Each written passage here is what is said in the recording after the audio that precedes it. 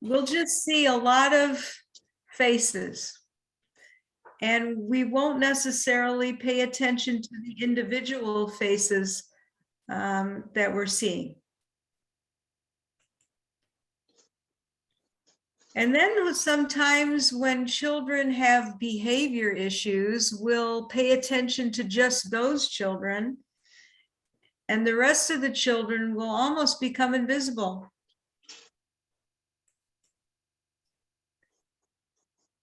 And the reason for that is, I think it's just natural for us to pay attention to what's most obvious to us.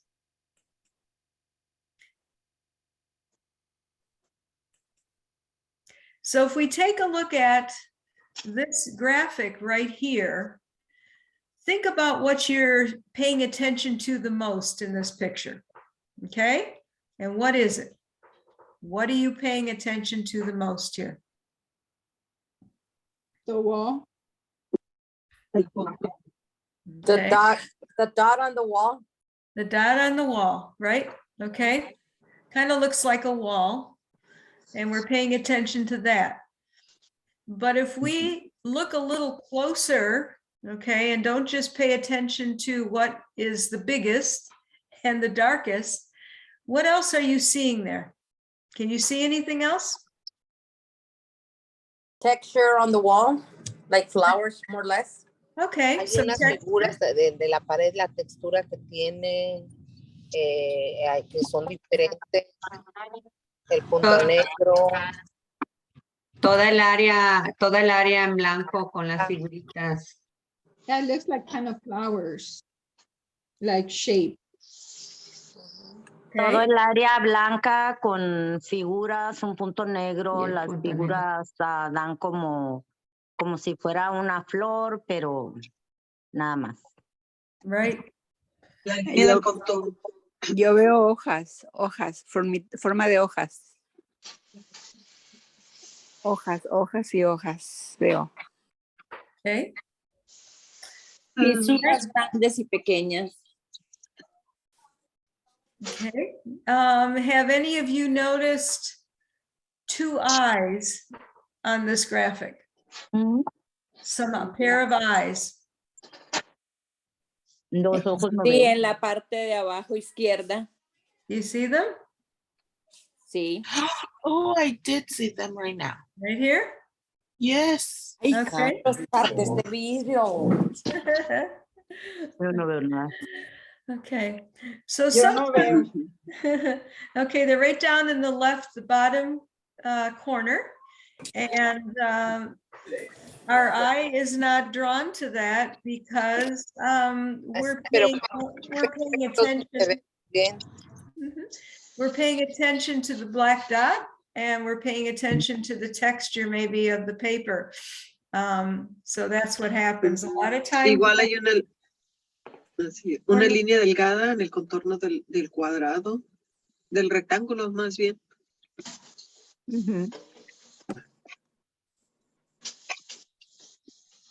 So sometimes we can become focused on classroom management, and we get to paying attention about certain things about the children in our room. Things like fighting,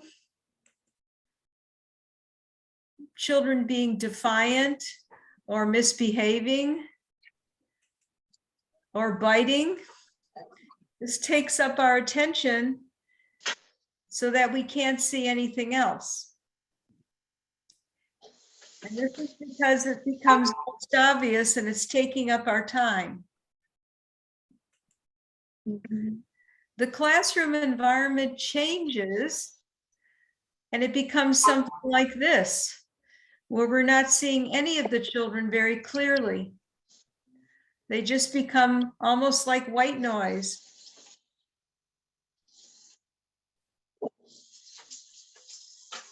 And behind this white noise are all the other children that aren't misbehaving. These are the children that are doing what they're supposed to be doing. And sometimes they just become invisible. because we're paying so much attention to the children that are giving us trouble.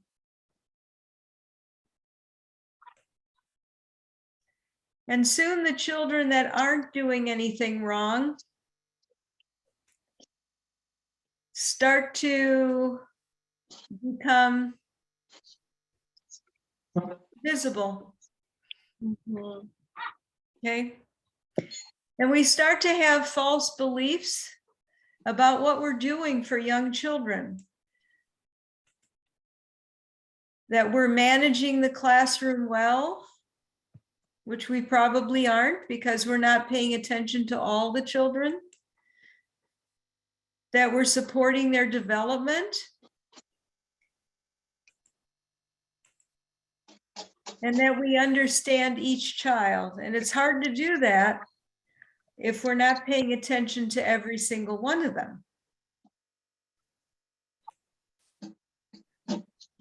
And also we're thinking we're doing our best because we think we are, because we're trying to solve the problems in the classroom, but sometimes we aren't because the other children that aren't causing problems are getting ignored. Each child is one of a kind, one in about 7.5 billion. And they all have natural inclinations and talents that we have to pay attention to in order for us to be doing our best work with them.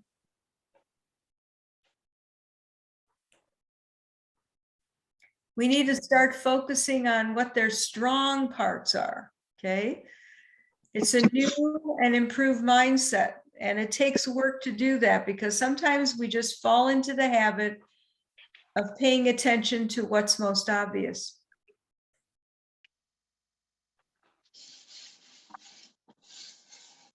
So we have to be more an intuitive observer and notice what's not so obvious about each child. And pick out the things that are important about every single child and what their strengths are. Dice que nomás haga clic aquí. In order to do that, we have to be curious. We have to really get in tune with each child.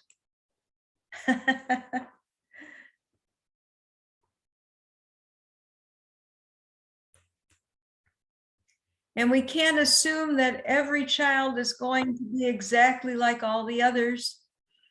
And they're not all going to fit in the same places. And if you look at this puzzle, we can see that the square peg is not going to fit in this circle space.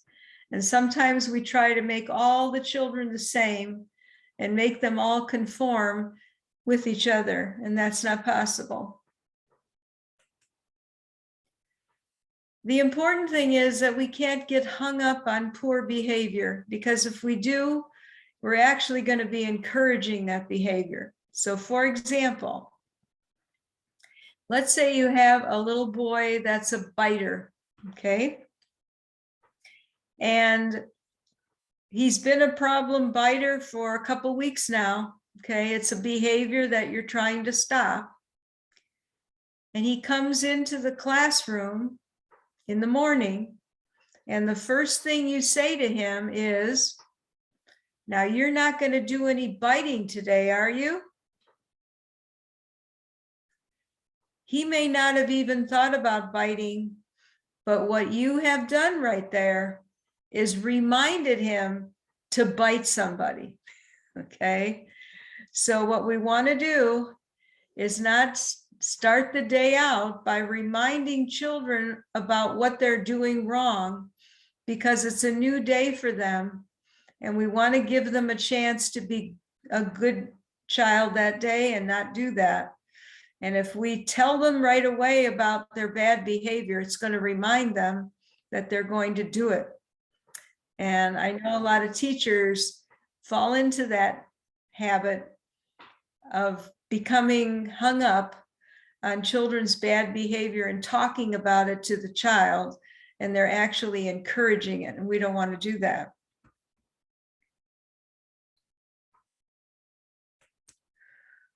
If you don't change your focus, the behavior is never going to change. So what we have to do, instead of focusing on the bad behavior, we have to look really hard for the things that the child is doing right and what his strengths are. And that's how that will change that behavior.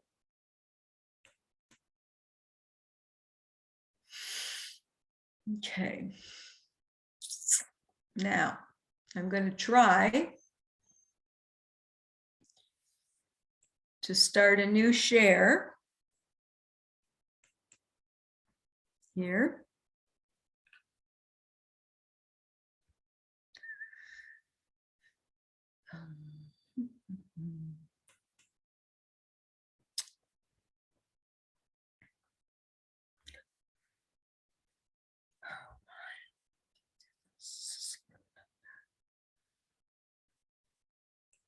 Mhm.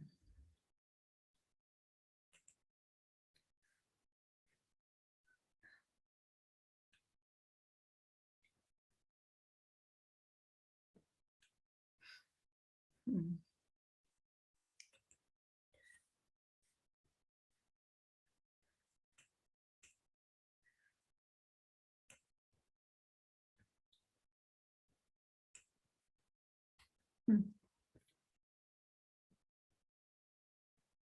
Questions I pose to caregivers and teachers is, what are your We cannot see it, Deborah. Okay, just a minute. I'll see if I can get it up. Why are you a teacher in the first Okay. place? There are teachers who will say, I want children to feel safe in my classroom. Hmm. Do you want to put the link in the chat and I can upload it? If Yeah, you that need- will be good. Yeah, we'll do that. Okay.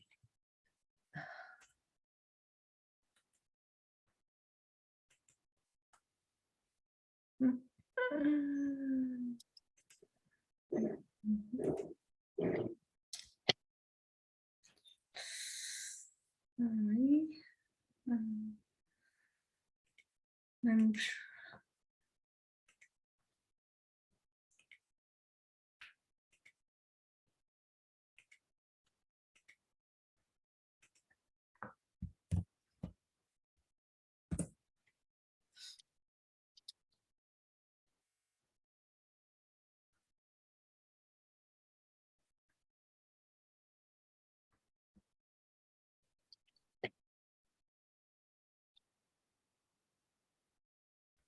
Grammarly es un asistente digital de escritura todo en uno que potencia.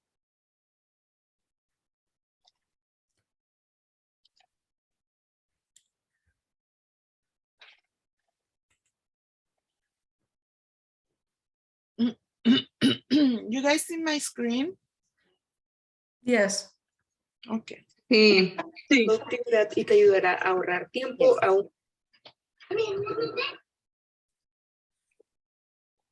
Pull it back. Children really need to feel connected to the people around them. They have to feel understood. One of the questions I pose to caregivers and teachers is, what are your essential messages that you want to be giving to kids? Why are you a teacher in the first place? There are teachers who will say, I want children to feel safe in my classroom. I want children to feel loved. How do the children know it? Well, I greet every single kid in the morning. I am affectionate with kids. I'm sensitive to when they need some encouragement. What makes you think she will be so happy? I can tell you really happy making it for her. Yeah, those are all very concrete ways to get across your message. And you're communicating to children with every piece of how you're reacting to them and acting with them. I definitely think that we always make sure the children know that we're there for them, always acknowledging their actions, their words, paying attention, letting them know that we want to listen to them. I talk to them all the time, sing to them. When they're not feeling good, I hold them, make them feel comfortable. When they're teething, they're feeling sad, and just nurture them all the time, like they're my own kids. And that's how it feels sometimes anyways. So I really try to get to know my students in the first month of school. So I know all of my students' brothers and sister names and their pets and all of their interests. And they really respect me for that. Responsive caregiving really is responding to the individual needs of each child, thinking about each child as an individual, developing on their own trajectory at their own rate, and you responding to them as they develop. You did it! You got it. When we're looking at infants, we're looking at responding to their cues, how promptly and how appropriately we're responding to those cues.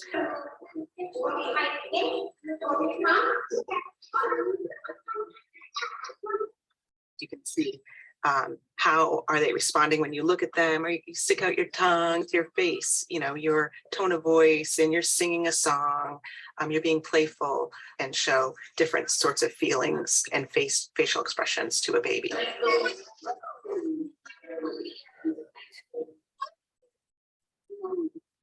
So all of those are those positive interactions that happen during the daily routine. When you're feeding them, when you're diapering them, just really paying attention to, I'm not feeding them, this is just a task, but thinking about the quality of that relationship and how you're developing that bond with that child. And that emotional bond then becomes a very strong relationship. And that's how it develops a secure attachment.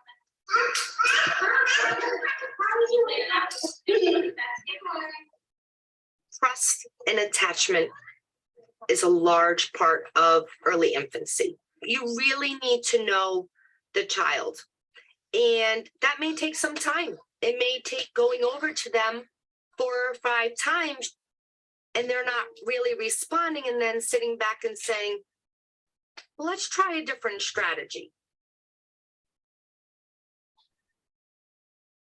In preschool, how do you become responsive if you're setting up this curriculum? We are going to help If you have that every child must sit down and cut today with scissors because you're trying to develop their fine motor skills, you're really not paying attention to or responding to the needs of that child. So it's about really finding that balance of developing all of the skills that you want to see for them to be ready for school, but really responding to what it is they really like. Each day I have a plan with what I'm going to do, but sometimes they'll take it in another direction. And you have to be able to step back and watch what they're doing. We always need to let children create and do things and take their own interests. Sometimes there are skills that I want children to, and they might not be interested in it. Like I might want them to be writing a letter, and they don't really want to do it at that point. But I know they love sand. So I'll put out a little sand table and they can make little squiggles and circles in the sand, and they're developing that fine motor. You can teach through those materials that children are interested in. Oh, I think you came up with another way to get the water. There have been so many days where I sit down and I may think that I have the ideal lesson for circle time. And one keyword that you may say in your lesson triggers something else, and they go off on their stories. It's important to foster that love and that desire to talk about that, especially when more than one child really wants to talk about that topic. And then when you have to go on a boat, you have to have a life jacket on. You're right. It sounds like you've been on a boat recently. Did you go on a boat recently? Yeah, I thought so. One particular boy in my class loves board games, and whenever I initiate new board games in the classroom, I'll specifically say, oh, Chase, you're going to be so excited today. We have a new board game. And I can tell that that's what he's going to choose for the day, and it gets him excited. And I think it also shows him that I pay attention to what it is that he's interested in.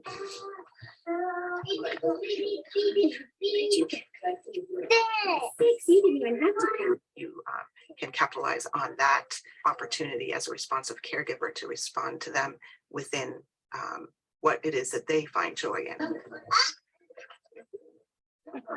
Oh, I love that. Be the star. in the long term, this translates into adult relationships, what they're willing to do as far as exploring new things, thinking about themselves as a lovable person. And it's that quality of the relationship that we're looking at. Just understanding who they are is very important. They know that I care about them. I think it's one of the most important things a teacher can do. Children are interested in what they want to do, and we need to encourage them and support it and just channel it.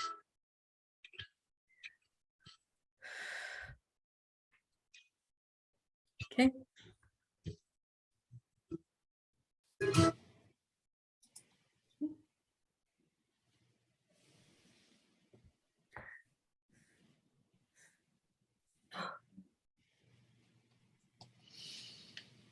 Okay.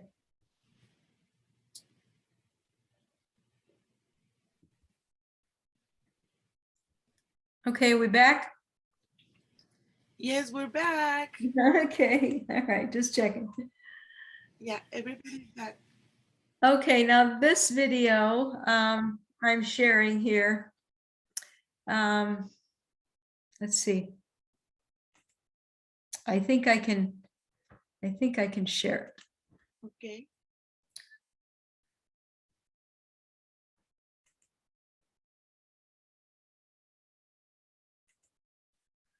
Okay, can you see it? No, not yet. Not yet. Okay. How about now? Yes, we can see it. Okay. Yes.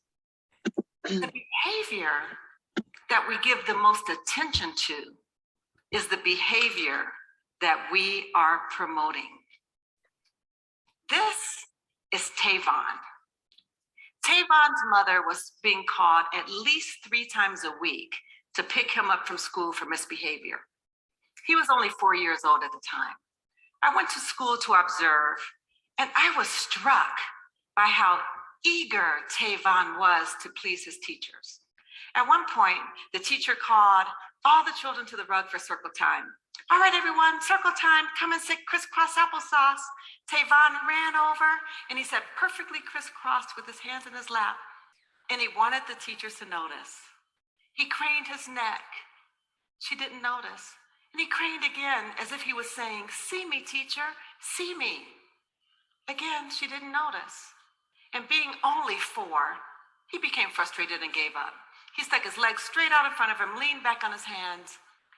And it was at that moment the teacher noticed.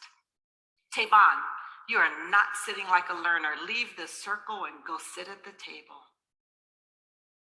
Wow. Now, in addition to being self-aware, when we build very strong, positive, authentic relationships with children, we come to know them, what their hot buttons are, and what triggers their behavior.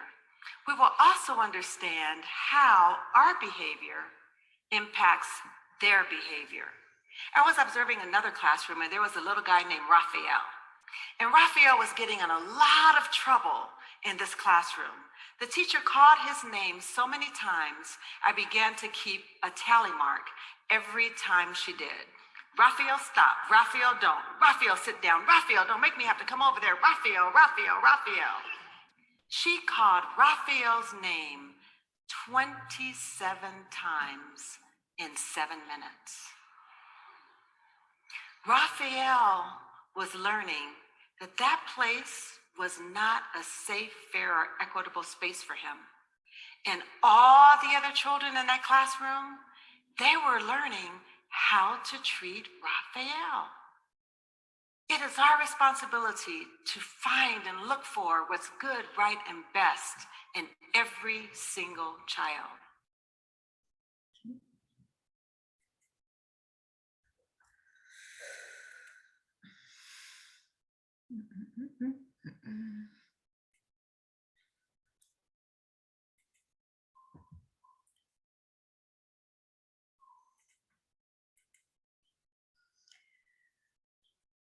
So the way we can do that is we can pay attention to the kinds of environments and activities that individual children gravitate towards. paying attention to what they like in your classroom, what activities. Kind of like what we saw in the previous video where the teacher knew that little boy liked board games and she specially brought some in so that he'd have something he really liked to do.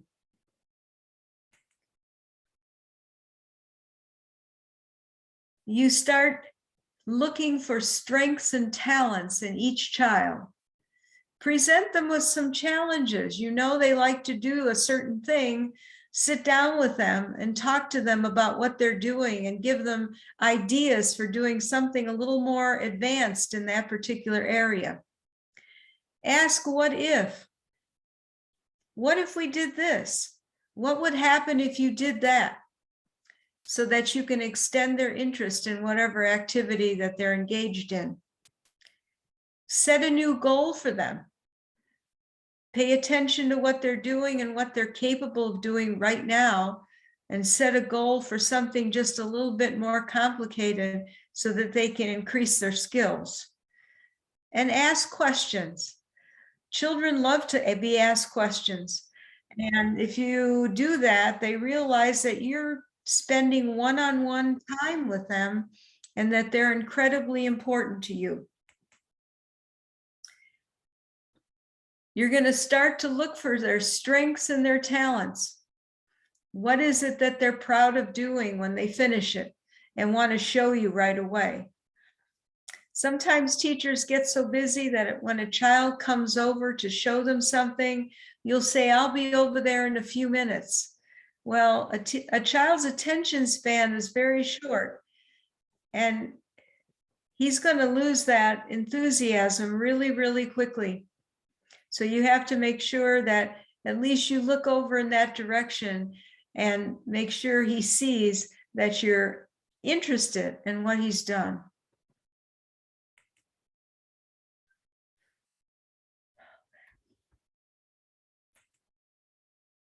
Encourage others to notice his strengths too. And if that means calling another teacher in to take a look at what he's done and to make a big deal of it, that's really important so that he hears it from more than just you. Maybe you've got, it's at the end of the day, you can talk to his mother about what he's done that's exciting that he did today, and have her say something to her child as well. When more than one person gives one-on-one attention, it's empowering to that child because a lot of people are noticing the good things that he's doing. And when we start doing this for a child, let's say, who's having some behavior problems, and he realizes that when he does something good and the teacher notices, that feels really good, and it's going to actually help him stop misbehaving. Because sometimes children want to get attention in any way they can, even if it's bad behavior.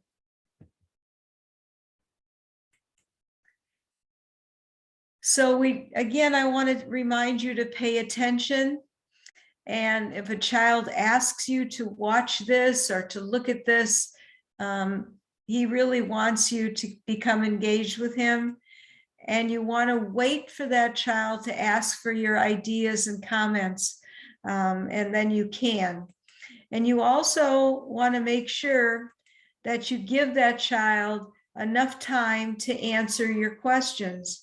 And a lot of times when we ask a child questions, we don't give them enough time to answer. We'll answer for them because we're busy and we don't have time for them to think of what they're going to say back to us as an answer. So you may say, what are you making there in your drawing? And instead of waiting for the child to answer you, you'll say, oh, it's a man, it's a tree. And the child has had no time to actually express what it was he wanted to say. Many times just watching and listening can be the greatest gift.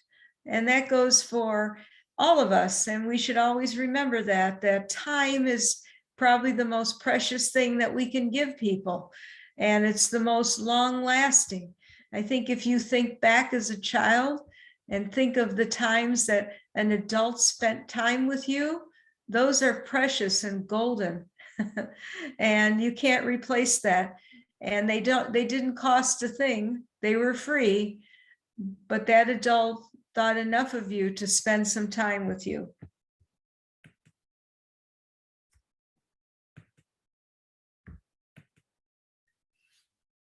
I think this is a really interesting quote that I like very much. It says, every day, in 100 small ways, our children ask, do you see me?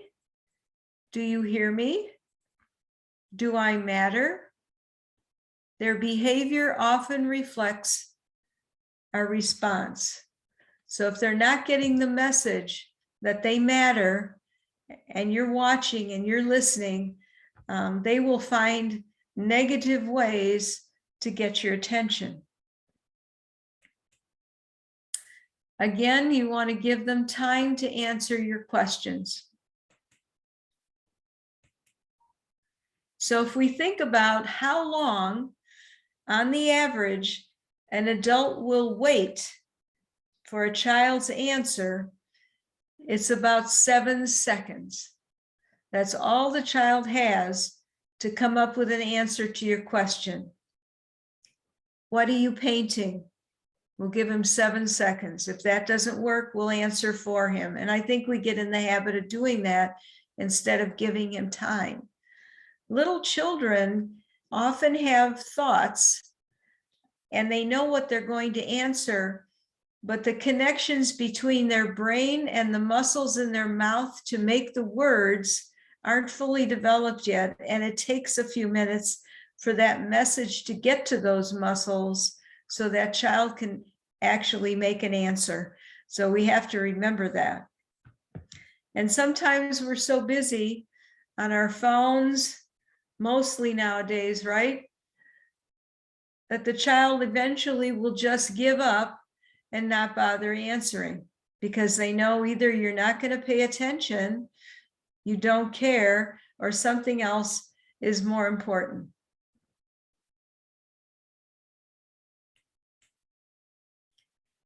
Take time and effort to build a close relationship with each child. It's worth it.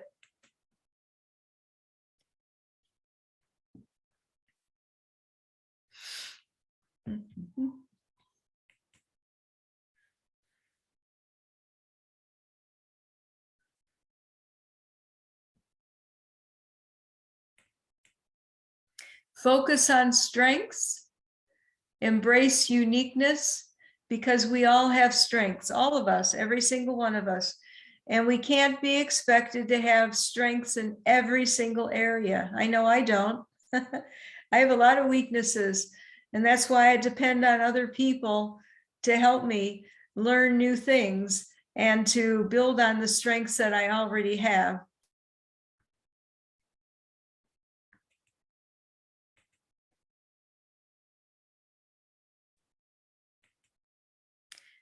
Another thing we don't want to do is compare children with each other because they're very unique, right? So just because one child can do something doesn't mean the other child is going to be good at the same thing.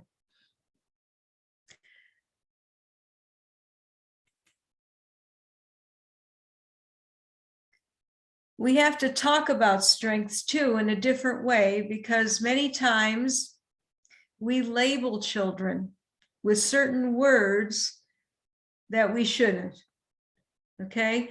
And we need to look at our words in a different way and think about children in a more positive light than some of those labels give a child.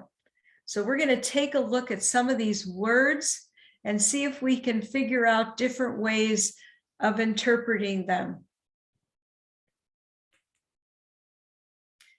Okay, so we have to realize that the way we look at a child will drive how we interpret that child's behavior. So let's look at this first one. It says hyperactive and disruptive, okay? We may see a child as hyperactive and disruptive in our group, okay? But if we think about that child's behaviors in a different way, we can soften that label into something else. We can instead think of that child maybe as being bored, because many times when children are bored, what do?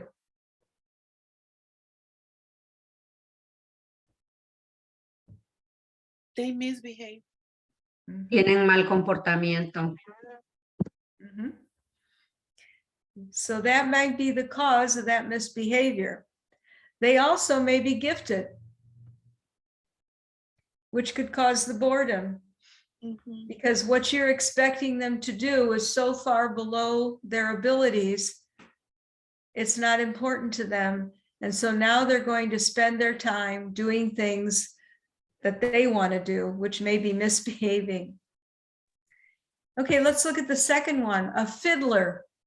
That's a child that's playing with his shoes, untying his shoes, maybe fiddling with his clothes, pulling stuff out of the carpet, maybe touching other children at circle, touching their hair. It's a child that can't keep his hands to himself.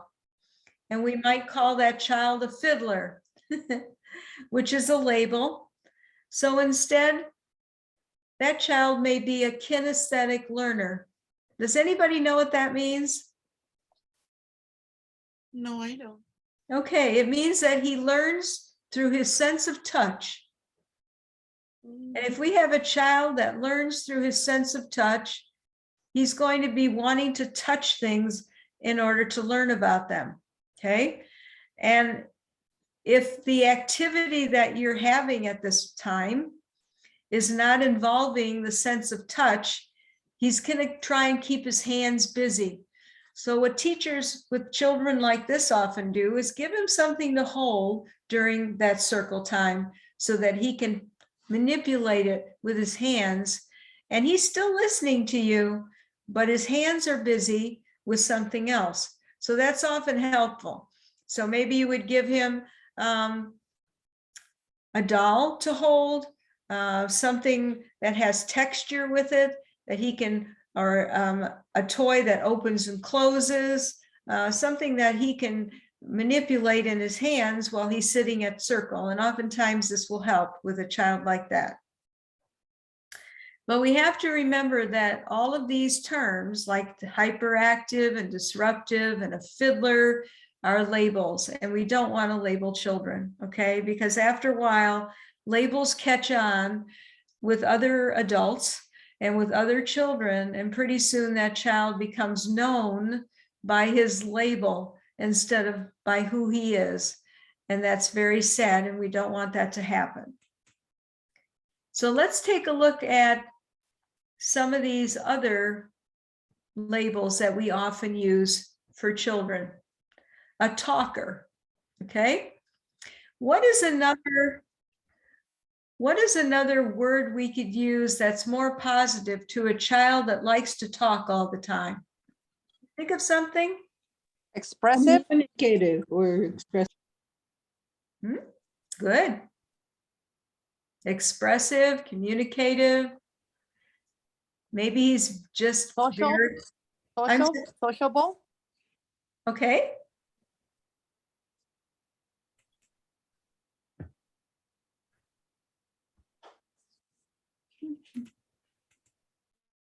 An effective communicator, a child that's articulate. Maybe he was an early talker, okay? He's got a lot to say, and we really shouldn't discourage that.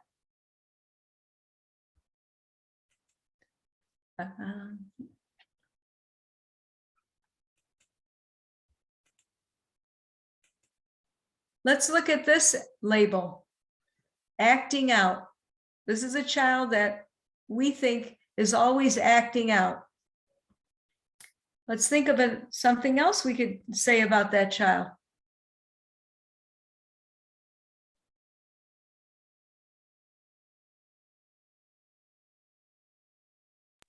I will still use the word expressive because he's trying to communicate something, but in a different way than the others. That's right. Very good. He's communicating deeper underlying emotions and maybe some difficulties that he's having. We don't know what those are, but it might give us some insight into we need to pay more attention to this child because he's trying to tell us something through his behavior.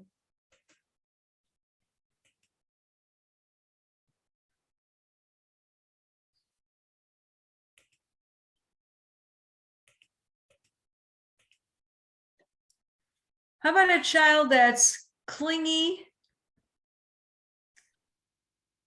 We might be able to say that he's affectionate, right? Instead of calling him clingy. We might look at a child that's we think is compulsive as a child that's efficient and has attention to detail. And these are much better terms to use when we're talking with parents than to say something like your child is compulsive or your child is clingy. So we want to think of better ways of expressing our feelings about children, because by doing that, we're going to be thinking differently about them than we are when we're labeling them.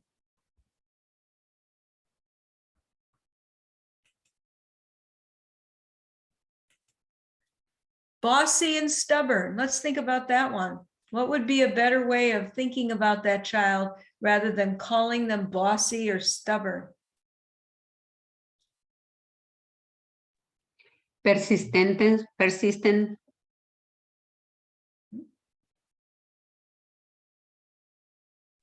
Niños que quieren ser líderes.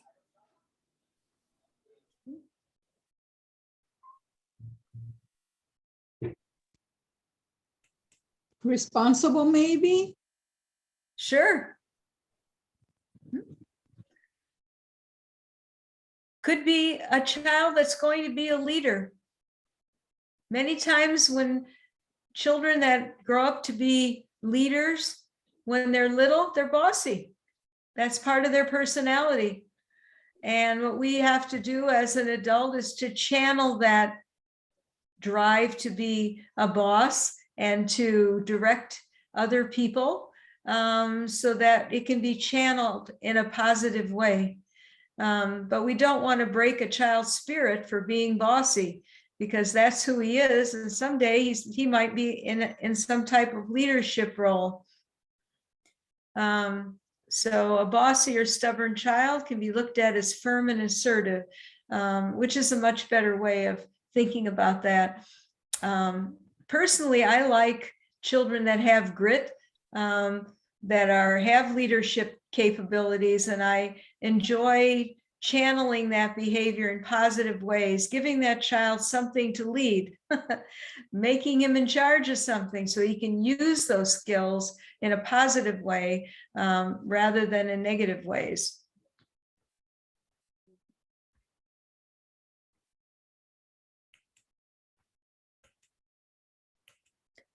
Okay, what about spoiled? We think of another word besides spoiled. A lot of times we think of children as being spoiled. What is a better way of saying that?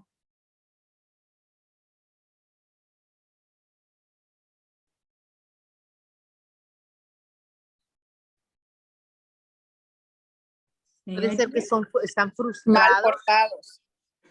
Mal portados. No. No, dice que de una manera positiva, no nomás la descripción.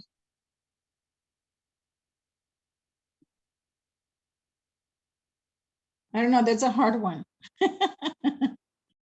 Okay, if a child Que son a veces como muy mimados por los padres, Mhm. muy apegados a ellos. He might be loved, right? Ajá. Exacto. Again, we can redirect that type of behavior, but we have to remember that probably the way he got that way was because he was loved by somebody very much and probably given some advantages and had things done for him. And now he appears to be spoiled, but it's a result of being loved, and that's important to remember. A backtalker. Take a look at these descriptions. Instead of having someone being Sobreprotegido, ¿no? yeah. He's courageous. He's confident. Otherwise, he wouldn't be doing that. Again, this type of child might have leadership capabilities. He just needs to have it channeled in a more positive way. Tattletale. Okay, nobody likes children like that are constantly coming up to you and telling you what other children are doing wrong. That's a tattletale, but there's other ways we can think of that behavior. He's seeking justice. He's trying to make things right in the classroom. And there are ways to channel that behavior too, to maybe have him be the one in the classroom to remind other children about the classroom rules, or help develop some classroom rules, and give him some attention for recognizing that there are things that aren't going right in the classroom. And that would encourage his strength. Somebody that wants attention. This is a child that speaks out his needs. And that's a good quality, because there are a lot of children that are unable to do that. They're afraid to do that for whatever reason. They're timid. They're not sure how they're going to be accepted when they ask for something. But here's a child that has enough strength that he's going to ask for what he wants, and he's going to step up and do that. And this is a good quality in a child. And a lot of times you have to pay attention to those children, because there could be some underlying problems with that child.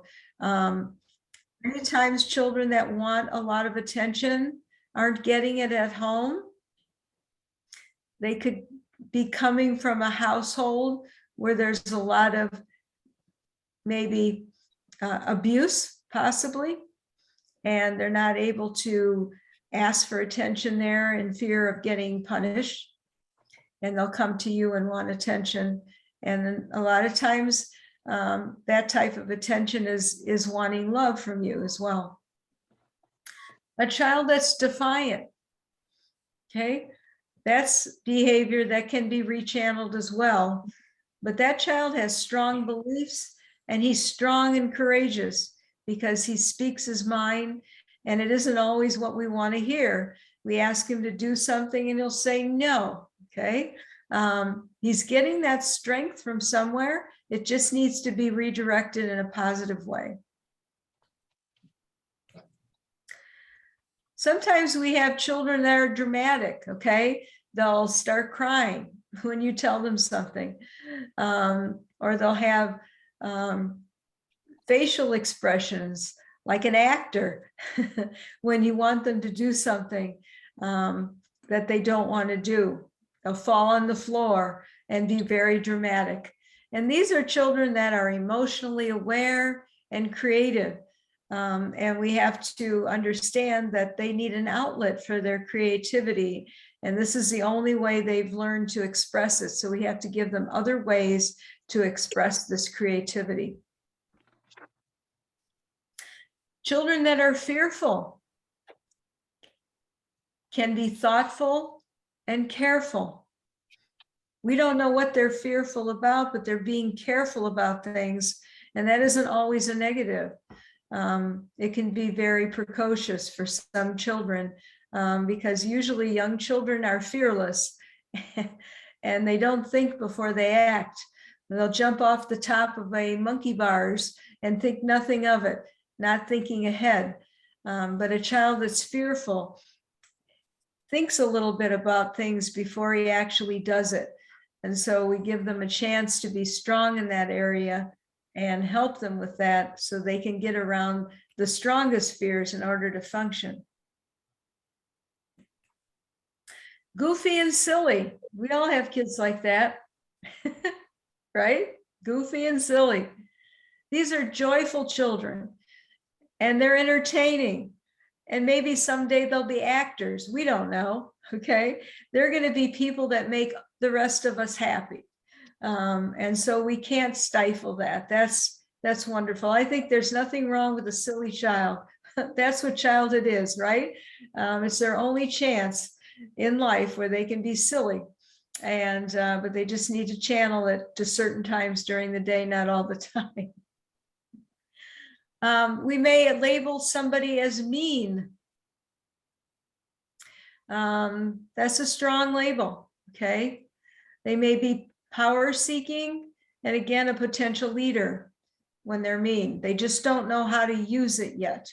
They want to control other people, but they might do it in hurtful ways. These are the kids that say stuff like, you can't come to my birthday party, okay? They try to control other people's feelings and emotions and behaviors by saying things. And usually because girls are more verbal than boys as young children, we'll a lot of times see that more with girls than we will with boys.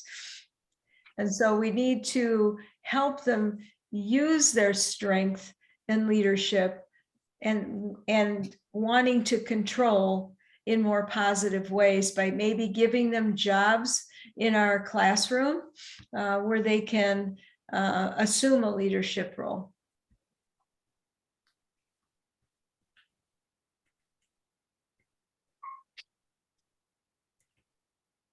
Messy.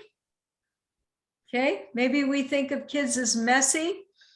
Let's think, I'm going to let you think of some ways we can look at that child instead of labeling him as messy. What else can we say?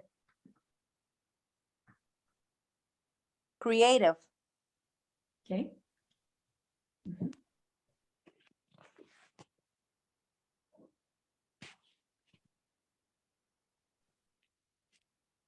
Maybe talented because maybe they can build like a builder.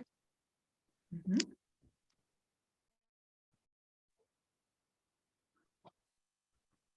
Any other ideas?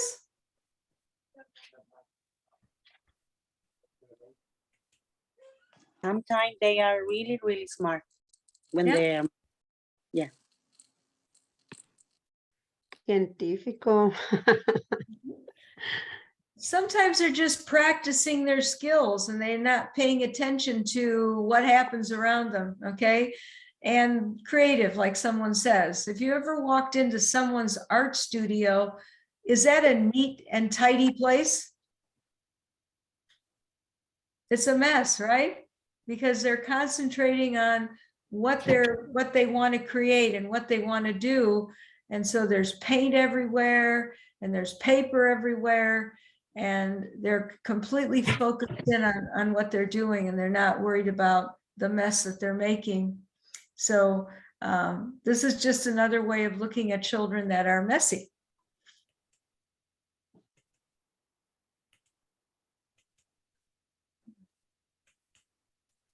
How about lazy or daydreamer? Okay, we certainly don't want to label someone as that. What can we think of to replace those labels? Maybe not motivated. Okay. For me, they're like sweet children. For me, they are thinkers. They are imagining things. Okay. Creativos, sí.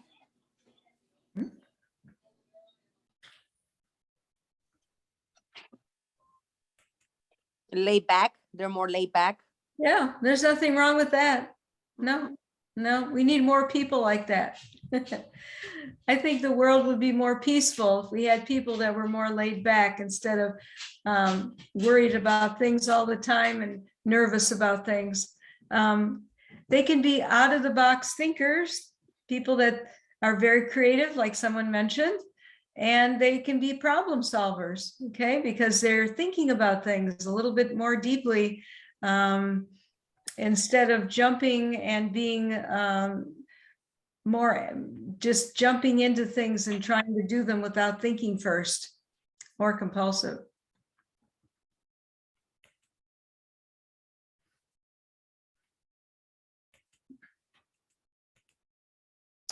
A shy child, we could think of him as a critical thinker too. He thinks about things inside, not necessarily expressing them, but he's thinking about things all the time, and we have to give him time to do that. Instead of calling a child naughty, we're going to think of him as a tactile, meaning using his senses, and an experiential learner. These are children that really like to get into stuff all the time. They really do, with their whole body and their hands and their feet and everything. They're curious and they're independent. And a lot of times when children are like that, we see them as naughty. Okay, you just cleaned that up and now they're getting it all out again. They knocked all this stuff over again. They're pulling stuff out that was just put away, or they're not keeping their toys in the right spot. These could be children that are curious and independent, and they have found different ways of using things. Sometimes we call children quiet, okay? And that can be a hurtful label to children a lot of times. I know when I was a young child, I was an only child, and people would call me shy and quiet because I was thinking about things in my head about what I was going to say and what I was going to do next, and I wasn't very outgoing at all, okay? And I had a tough childhood because I was labeled as quiet, okay? And I even had an uncle that when I'd see him, he called me Silent Sarah, okay?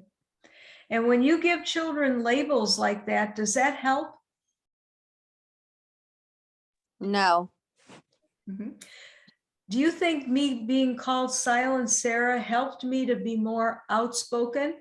No, it make you go into like a cocoon. It did. It did. I never talked around that man because I felt I couldn't trust him and that he didn't like me. Okay. I know he did, and he thought it was funny, but I was being ridiculed by a family member. Okay. And we don't want to do that with children because it's going to make what we're seeing even worse. We want to see it in a more positive way so they can get past that. And it isn't always easy. If you have a child that's quiet and pensive, he's working through that, and you don't want to make it any worse.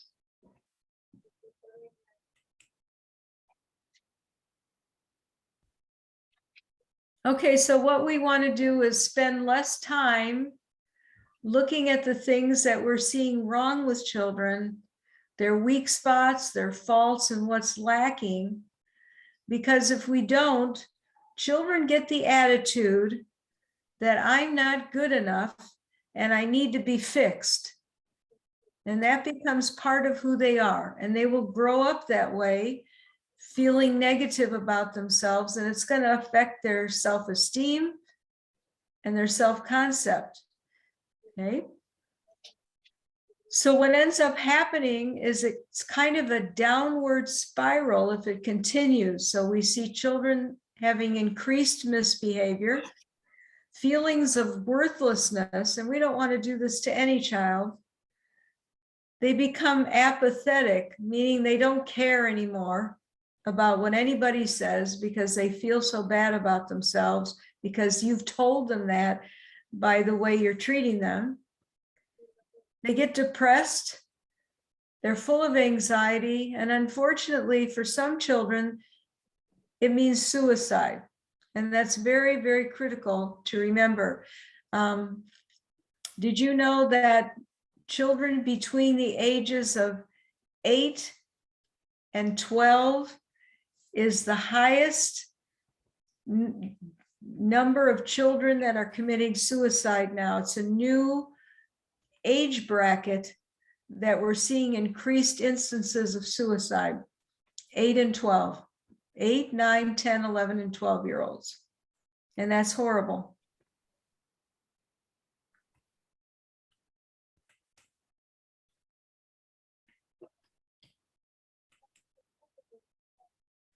we want to pay attention, close attention to the strengths that children have.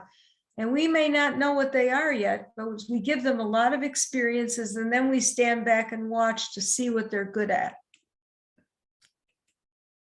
And then we can build on them and help them do those things better, so they feel even better about themselves now because they're making a difference in the way they're behaving.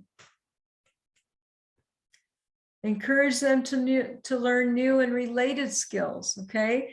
Let's say they like to play some instruments in your room. Maybe give them a lot of different instruments and find out which ones they can play just as well and they like it just as well.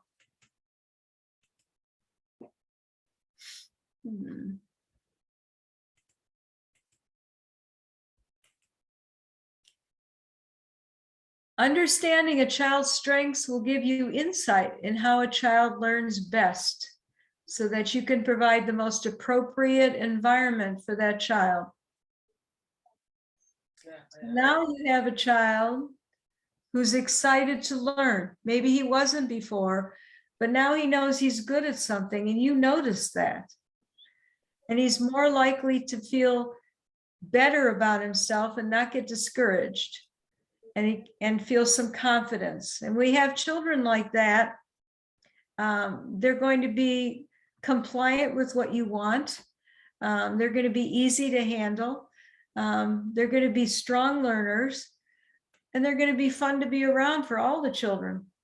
They're not going to be troublemakers anymore.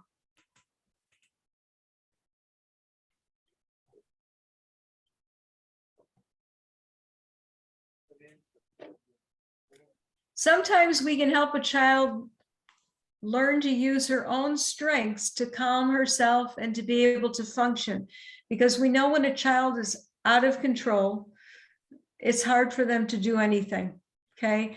We just have to calm them down. I was recently in a classroom and visiting a third grade teacher. And I'm telling you this, even though we're talking about a third grade classroom, because you can use techniques like this with even younger children, okay? And this was right after the pandemic, and the children were coming back to school. And a lot of children were very upset about what they were going through, having to stay home for so many months. And they were very emotional coming back to school. And this particular young lady, she was 7 years old, maybe. She sat down on a table to do something that she was told to do, an assignment. And she started crying quietly at the table. She had her hands over her eyes and she put her head down on the table. And the teacher that I was observing went over to her. And I wasn't able to tell exactly what was wrong because I couldn't hear it that clearly. But clearly, she couldn't function. And so the teacher got down next to her on the floor, next to her chair. And without missing a beat, she said to her, "What color do you hate right now?" And the little girl looked up and she said, "Yellow." She could hardly talk. She was crying. And the teacher said, "Okay." She said, "I want you to take a deep breath." And she said, "I want you to blow out the air very slowly and blow out all the yellow." And she said, "I'm going to count to 5. And she said, "I want you to blow that out for 5 seconds." So the little girl took a deep breath and she blew out, and the teacher counted 1, 2, 3, 4, 5. And then the teacher said to her, she said, "Is all the yellow gone?" And the little girl said, "No, I think there's a little more in there." So the teacher said, "Okay, we're going to do it again." And she had her take a deep breath and she told her to blow out all the rest of the yellow. And she counted to 5. And then she said, "Is all the yellow gone now?" And the little girl said, "I think so." And she said, "Okay." She said, "Now what's your favorite color? And the little girl said, purple. And she said, okay, I'm going to have you take a deep breath and I'm going to count to 5 and I want you to breathe in all the purple. So she did.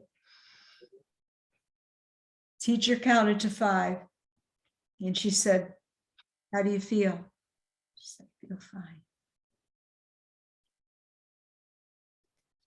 Do things like that take time? Yes. Is it worth it? Yes. Completely. Okay. This is something this little girl can remember to do, maybe when the teacher isn't there and she's feeling upset. She can remember how she can get rid of those feelings because she was given something concrete to think about, like a color, okay? And she could imagine in her mind that it was all leaving her, and then she was going to take in all the happy color, and then she felt better. So I want you to remember that. And by the way, you can do that with preschoolers. It's very easy to teach them how to do that. And it's a good skill to have. It's a good skill for any of us to have. If we're feeling bad, we can think about that.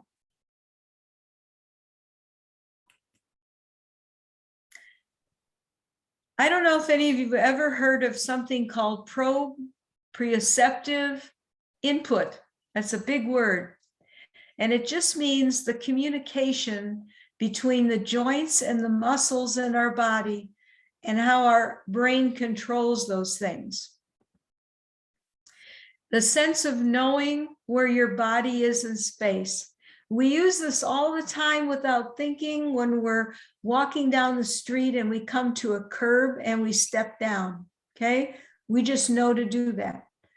If somebody asked you to take your finger, close your eyes and touch your nose, that's proprioceptive behavior. It's our body understanding where our muscles and body parts are in space. And a lot of times we can do exercises with children to help them find calm and focus.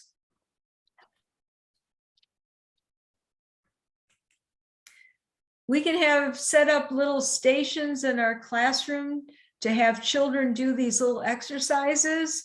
And they are very calming for children because they're using their muscles and their senses, and it helps their mind focus on something else besides maybe something you don't want them to do.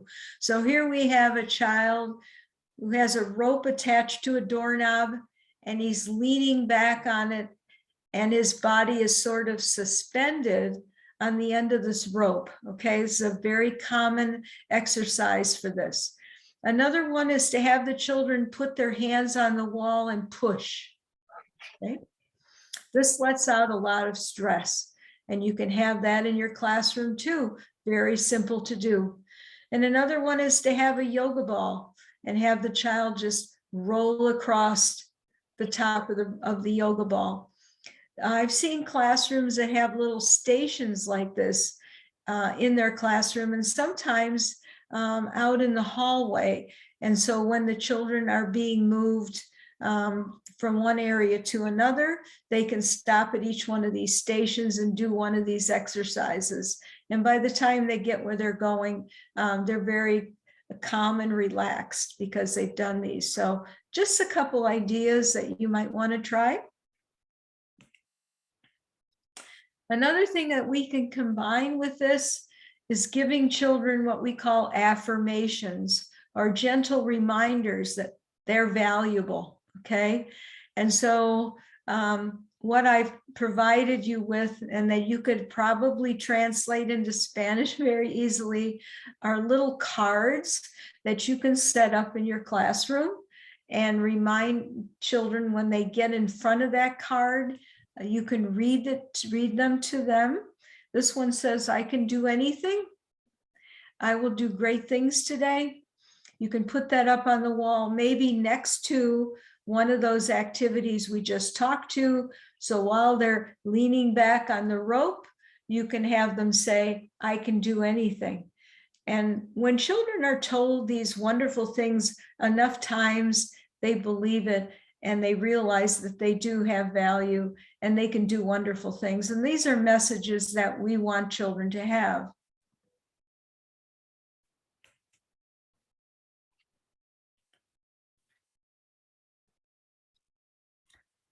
Okay, I want to share another screen with you here. And I'm going to try and do it because I think it's a really good one.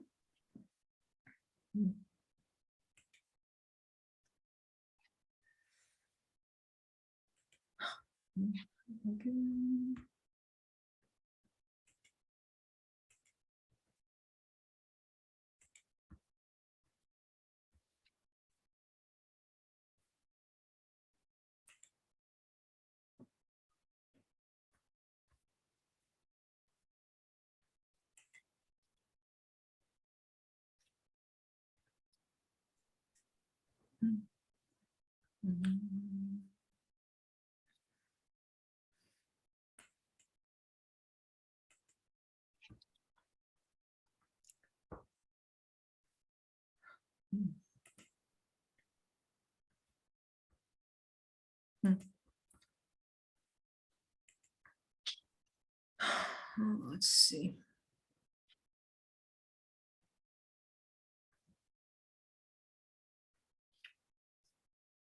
No.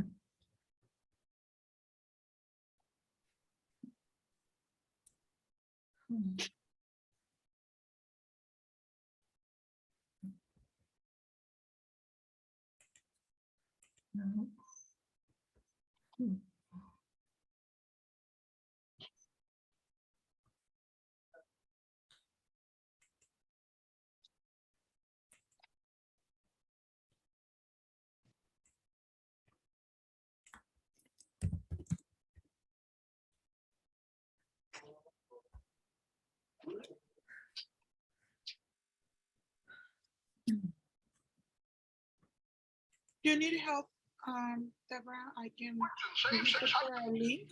Yeah, I'm gonna put it in the chat again for you, okay? In a second here.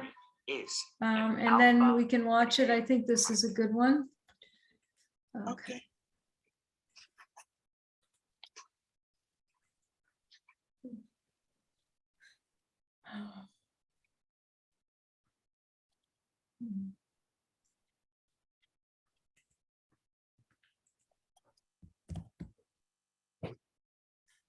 Okay, there it is. Yeah, I see it. I'm gonna open it right now. Okay, thanks.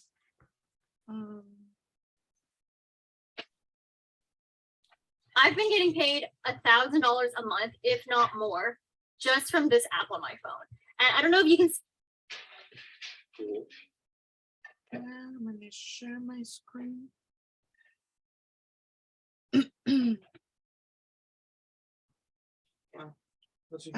Hold on a sec, please. I'm trying to do something. I'm trying to put, you guys see my screen? I have a lot of memories from when I was a child. Can you see my screen? Yeah, there you go. And I was in school and I struggled. And I didn't struggle with English, math, or science. I struggled with Holy Spirit. And I would try to listen, focus, and process ideas. I couldn't help myself. And to be honest, I would sit there and then I would just start tapping. And the students in the class would look at me and they'd say, "Hey, stop tapping." A lot of the time, I didn't even realize I was doing it. And then eventually when the teachers got after me and they would yell at me and they'd say, "Clint, you have to stop tapping." It got so bad that I got sent to the principal's office for tapping. And he said to me, "Okay, maybe when you go back to class, just try sitting on your hands." So I did. I went back to class and when I felt myself starting to tap, I did this. That worked for about 5 seconds. One time I was tapping in class and my teacher, Mr. Jensen, he looked at me, yelled, and he said, "Clint, stay after class." And I thought to myself, this is it. I am done. Now, I've always been the type of person that believes that a single moment in time can change a person's life. And this was one of those moments for me that I will never forget. So I was sitting there with Mr. Jensen and he walked past me and he sat next to his desk and he said, "Clint, come here.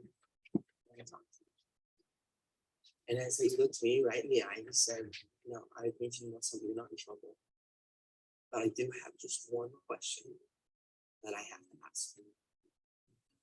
He said, "Have you ever thought about playing the drums?" And in that moment, Mr. Jensen, he leaned back and he opened the top drawer of his desk. And he reached in and he pulled out my very first pair of drumsticks. He held them in his hands and he looked at me and he said, "Hey, Clint, you're not a drummer. I think you're a drummer."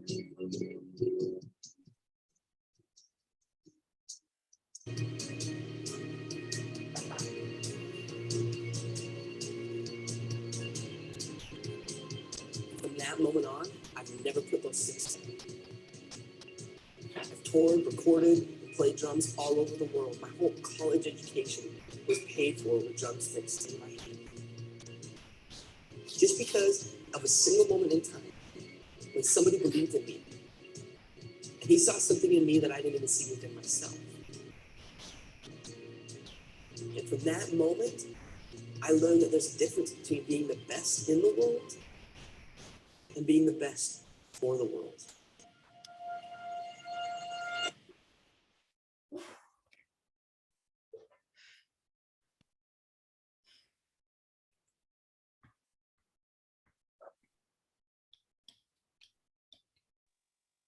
Wow, beautiful. Mm-hmm.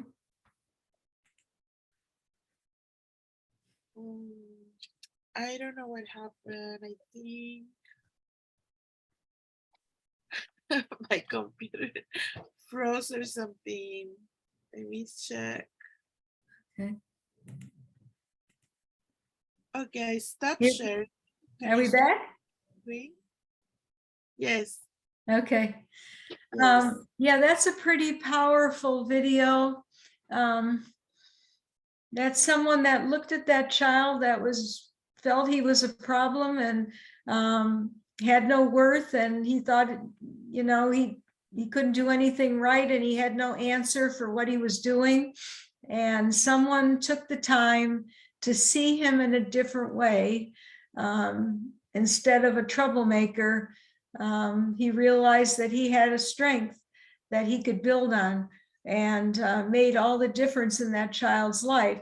And I'm sure if you saw a child like that, you could probably think of a lot of different labels that you could give that child, right?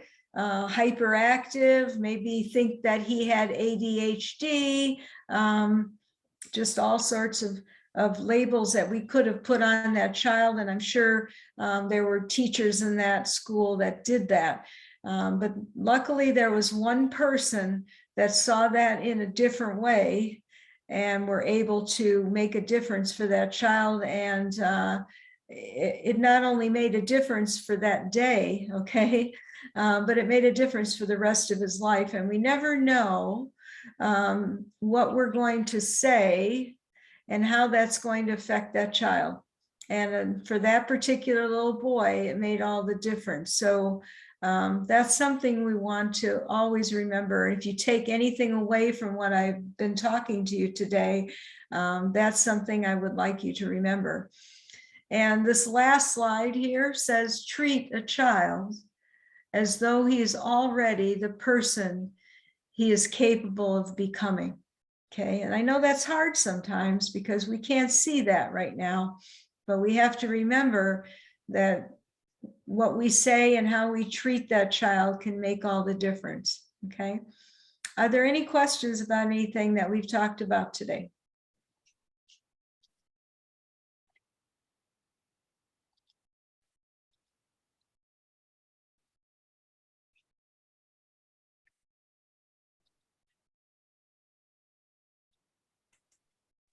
No. Can I we just stop have- sharing?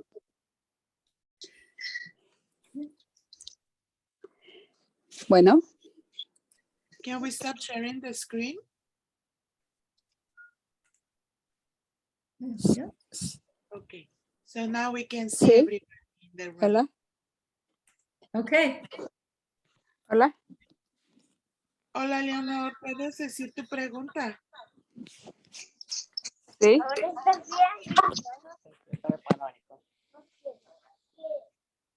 Sí, Leonor. sí, Adelante. sí, soy Leonor. Definitivamente creo que para hacer, lograr lo que se nos está enseñando, creo que lo lograremos a través de la observación del niño para poder darle lo que él necesita para que podamos hacer el cambio deseado que queremos obtener del niño. Muchas gracias. Gracias, Leonor. Deborah, we have Adriana Parga. Adriana, can you open your microphone, please? Yes. My question is, how do you, I don't want to use the word, deal with a child when he has autism and ADHD? And they both, when they get so in all the emotions and they just get out of control, how do you deal with a child like that? Okay. Well, first of all, I think what you're gonna, that's a lot of problems all at once, right? Yes. Okay. A lot of times they have very little control over themselves. Okay. Yes. A lot of their behaviors are out of their control. It's almost like they're outside their bodies sometimes. And so many times what can work for a child like that is to give him some physical touch.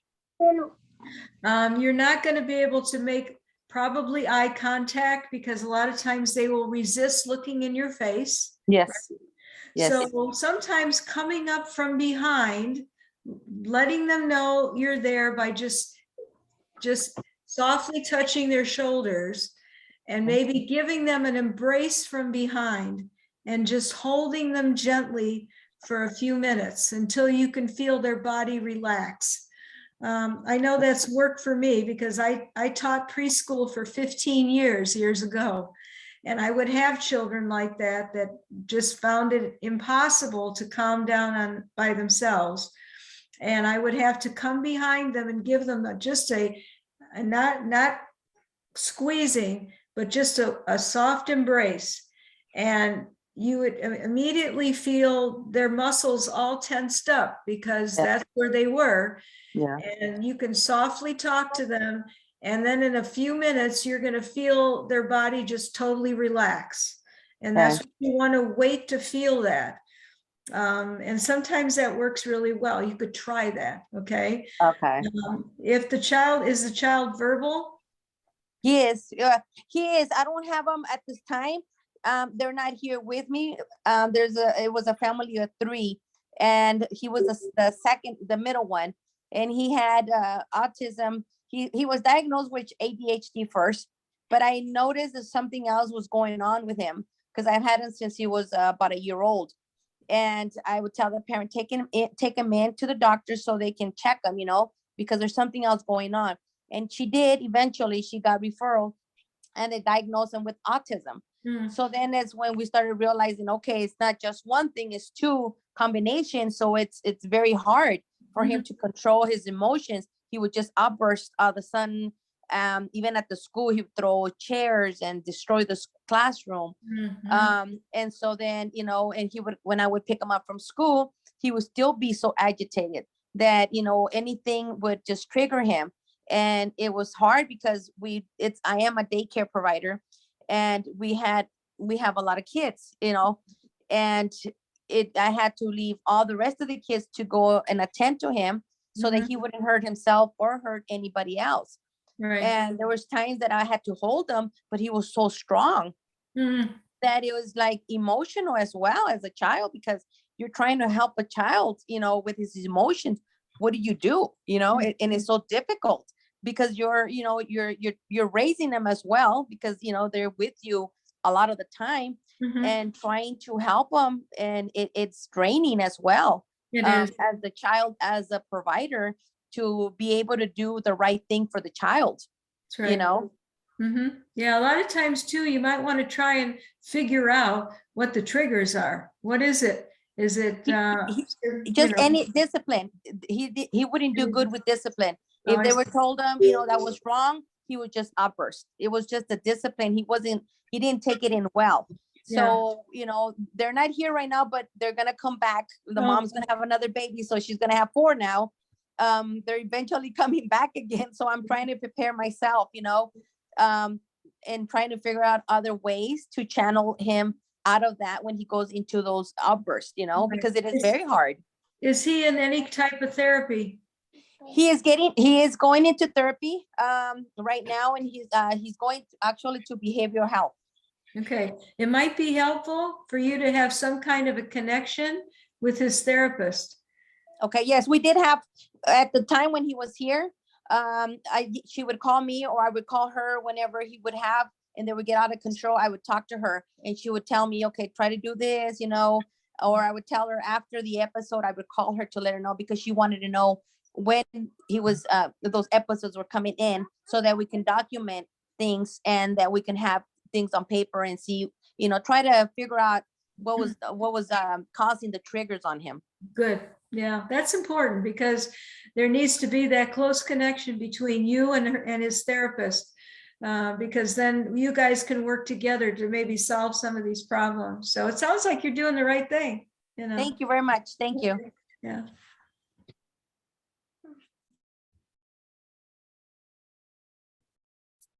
Somebody else would like to, we have another one is, I think it's Berenice. Sí. Okay, Berenice, it's your turn. I just want to know how you handle, because I know there's a lot of, and especially in little children, disruptive behaviors, like, but I want to ask about a certain one only. How do you handle a child that moves around on the chair at all times? They're listening, they're learning, but they're moving around. And obviously, you know, it's going to distract other kids.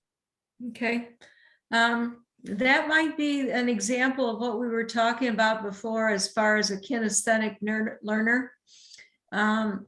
Okay. Try to give him something to do. Are you talking about moving around from just during play, or are you talking about trying to get him to sit at circle time? No, when he's sitting down. Like during play, I don't mind. You know, they have to do whatever they want to do. You know, they play with something and then they go play with something else, and I don't mind that. I mean, they're developing their skills. So what is he sitting down for? What are they supposed to be doing when they're sitting down? On the table. It's like table activities. Okay, and how old is he? 2. Okay. But he's like a nonstop, like he moves his buttocks like. Okay. Well, you just gave me some important information, and the fact is that he's 2. It's hard to expect a 2-year-old to sit for a very long time at all. And actually, if you were to have him sit for more than 45 seconds, that would probably be a good day. 2-year-olds are not built to sit. You know, you can try it, and some children certainly can, because they have different temperaments, and maybe they'll have a little bit longer and more mature attention span than others will, and you can have them do it. But for the most part, a 2-year-old is going to be on the move all the time. And I think expecting that child to sit for more than just a few minutes, unless you have something for him to do there, a Play-Doh or something he can use with his hands, I don't think you're going to have much luck with that until he gets a little bit older, because obviously his temperament is to be active. And I think you're going to have to just respect that. Maybe he's not going to sit at the table. Maybe he's going to, when he's done there, he's going to have another activity that he can do. And that's what you're going to have to do in order to individualize your instruction for those children, because not all children are going to be able to do that, do the same thing. And that's, kind of what we were talking about today, is to respect children's differences. And the fact that he's not going to be able to do what like maybe 3 other 2-year-olds are going to do is typically very normal. And a child that can't sit for more than just a couple minutes or less than that, even a 2-year-old, that's within normal range. I wouldn't worry about that. And I would give him something else to do. Maybe when he's done sitting there, he can have something to do on the floor. You've got another activity for him to do to keep him busy, so he's not disturbing the other children, something that you know that he likes to do.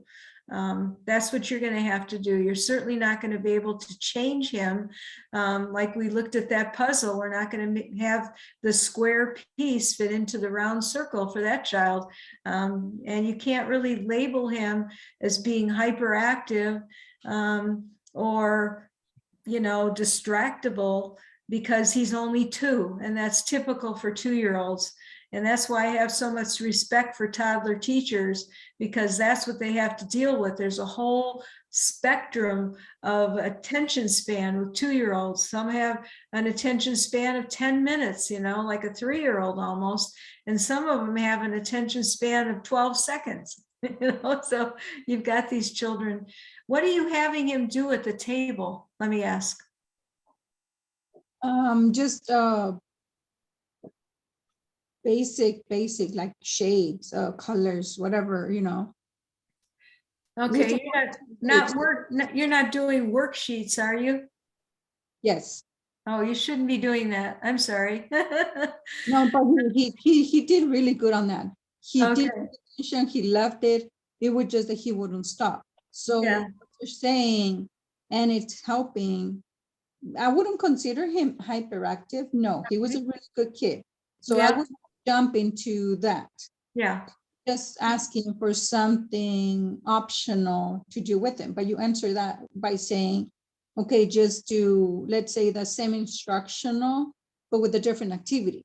Yeah, that's right. Something that he can do that's more active, maybe with his hands, Yes. something like that, because he's just not ready to do that at the table yet. It's not in his realm of ability as yet. And you just have to respect that. And if you're going to try and make him do that, you're going to actually frustrate yourself, and you're going to get really tensed up about it, and you can't because it'll make your day very long. No, he was pretty smart. And believe it or not, sometimes he will answer before the 4-year-old. Oh yeah, I don't doubt he's smart. He probably is very smart. Yeah. But his body is not ready to sit still yet. Yes. Okay. So yeah, that's how you answered, right? And I appreciate that. That way I can find a different activity that will teach the same. That's right. In the way that he's not going to be sitting down. Perfect. Thank you so much.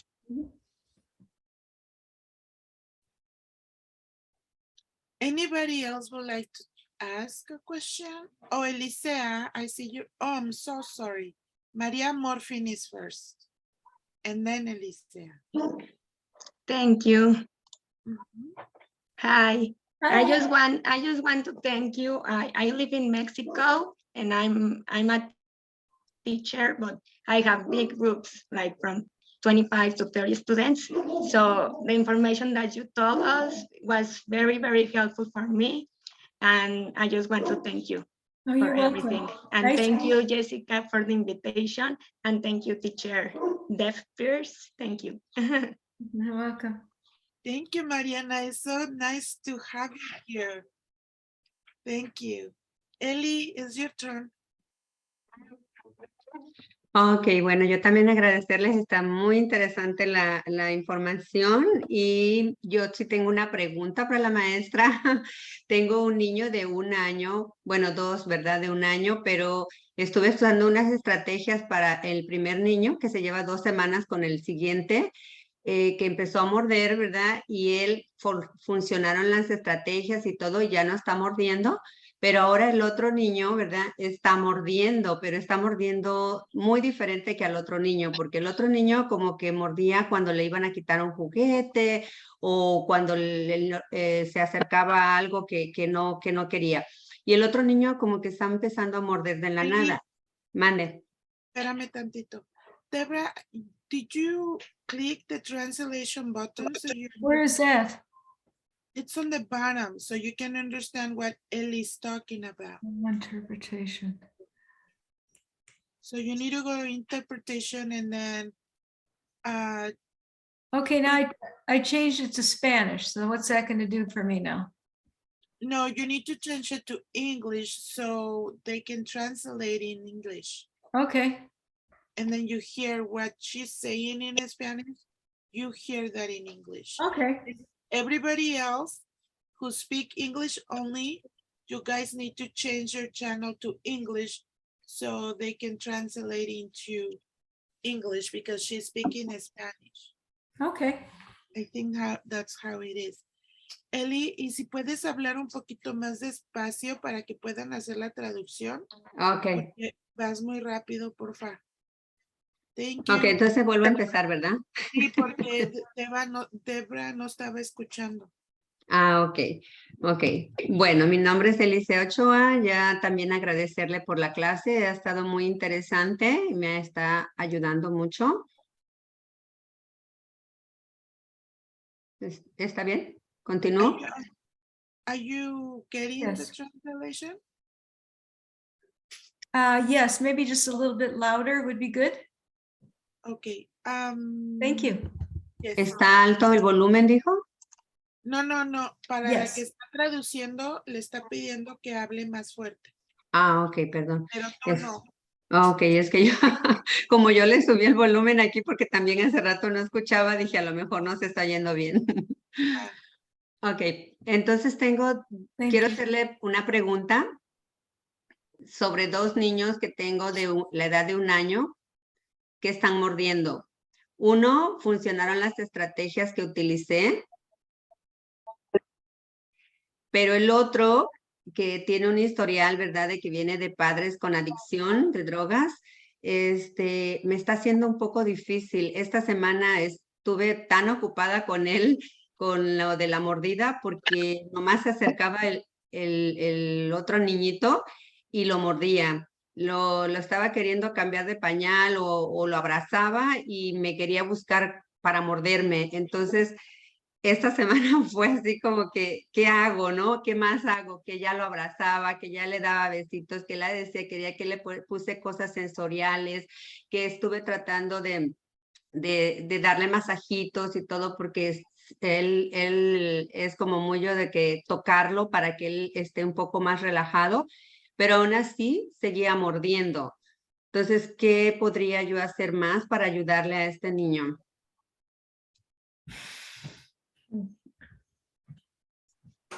Well, I think what you might be dealing with here is something that's beyond just your typical toddler biting, because he's probably got some issues at home that he's dealing with too.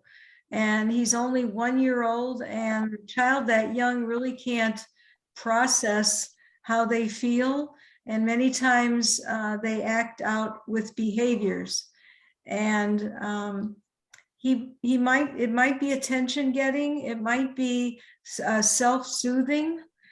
Sometimes children that are filled with anxiety, they'll self-soothe by causing other people distress.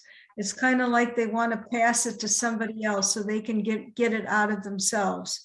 And if they make somebody else cry, then they feel better themselves because they kind of pass it on to somebody else. And that's a really difficult situation to handle, especially with a 1 year old, because you can't really communicate that well with a 1 year old because there's some limits to their understanding about their feelings. It'd be different if it was an older child. You could talk to them about how we need to not do that to our friends and things like that. But this child is acting out of impulse, and he is he's not thinking, it's just completely an impulse. So I understand it's a problem because you've got other children and you can't spend your whole day mirroring and shadowing this child all day to keep him from biting. So what you might have to do, I don't know if you've tried this or not, but giving him something that he can just have in his mouth all the time. Have you tried that? Like a teether? You know, like you would give a baby. You could even have, you know, this sounds funny, but sometimes you can get a rubber doggy toy, you know, that you've washed and sterilized, and it's got bumps on it. It's got a texture on it, and sometimes that is enough of a sensory stimulation that they can carry that around. Maybe you could attach it to a bracelet on his wrist so he can keep it with him. And then he could just chew on that all the time and have that with him all the time. And it might be enough to take his mind off of biting somebody else because he can bite that. We've used that in childcare programs before. You can give him some kind of a baby teether or something, a teething ring, something that you would give a much younger child that's teething, okay? But this would be for something that he would actually have it attached to his wrist. You don't want to put it around his neck because that would be dangerous, but you could put it on his wrist. So it would always be right there on a short band that you could put around his wrist to hold, and that would be his. And you could make a big deal out of it and tell him that's his special bracelet, and that and then once he got used to it, he would actually train himself to bite that instead of somebody's hand or neck or something. You could try that. He's obviously got to have something close by that he can bite. That's okay, because if he doesn't, he's going to bite somebody else. And don't be surprised if you see him bite down on that really hard, because like I said, he's trying to self-soothe himself with biting, and he might really chew on that really hard sometimes, but that's okay. Does he have a therapist? No, por el momento no, yo lo tengo conmigo cuando iba a cumplir 6 meses. De hecho, él casi no es de tener cosas en la boca porque no quiso ni el chupón, la mamila la dejó bien rápido, pero creo que ahorita lo que está pasando es que le quitaron el tiempo de estar con la mamá y ahorita solamente lo regresaron que lo puede ver un día a la semana.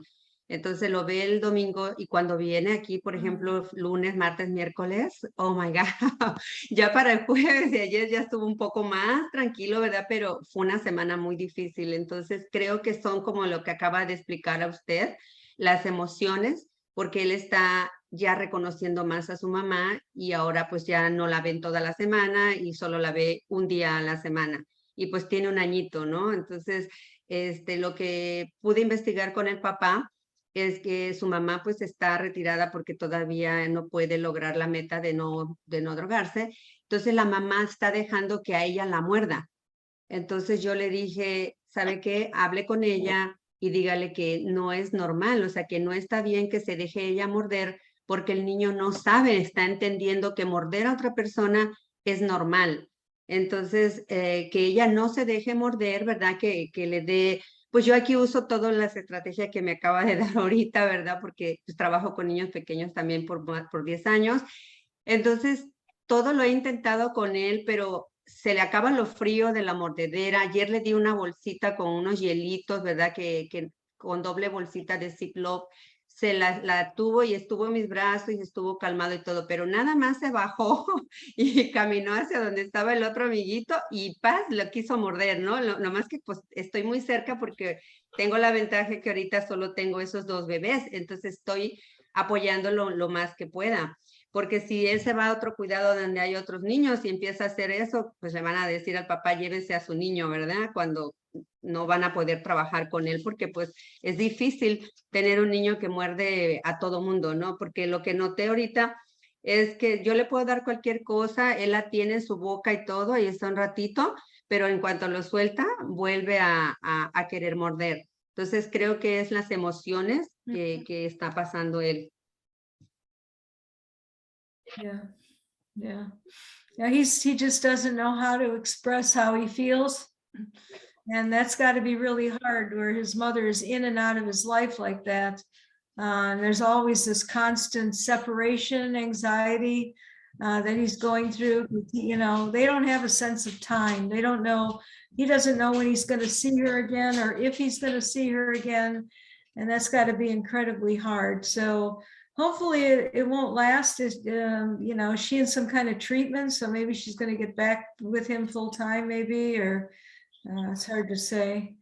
That's so sad. It really is. But you can sympathize with that, but you have to sympathize with what you're going through too. That's hard, it really is. But maybe if he had something that was with him all the time, that was part of his hanging on his wrist, maybe that would be a little bit closer, and that he would it wouldn't drop on the floor. It would be with him. So could try that and see if he gets into therapy. They may have some other examples of things that can help him too, possibly after they work with him for a little while. You may have some suggestions.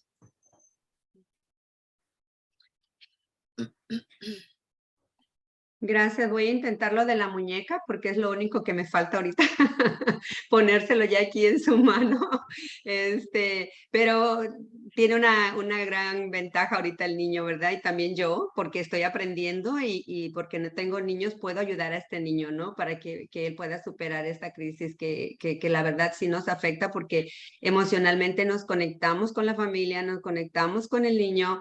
Y yo pienso, porque he tenido otras experiencias de que me han llegado niños que han sacado de otros cuidados por dificultad de comportamiento.